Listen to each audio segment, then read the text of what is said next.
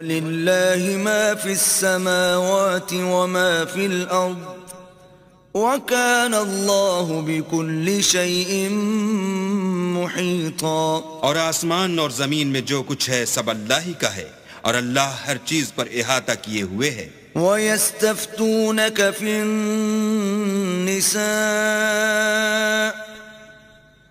قُلِ اللَّهُ يُفْتِيكُمْ فِيهِنَّ وَمَا يُتْلَى عَلَيْكُمْ فِي الْكِتَابِ فِي يَتَامَى النِّسَاءِ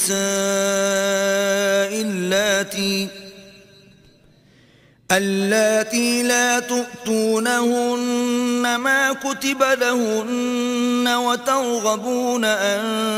تَنكِحُوهُنَّ وَالْمُسْتَضْعَفِينَ مِنَ الْوِلْدَانِ وَأَن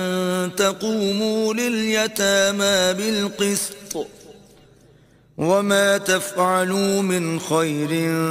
فَإِنَّ اللَّهَ كَانَ بِهِ عَلِيمًا۔ اے پیغمبر، لوگ تم سے یتیم عورتوں کے بارے میں فتویٰ طلب کرتے ہیں، کہہ دو کہ اللہ تم کو ان کے ساتھ نکاح کرنے کے معاملے میں اجازت دیتا ہے،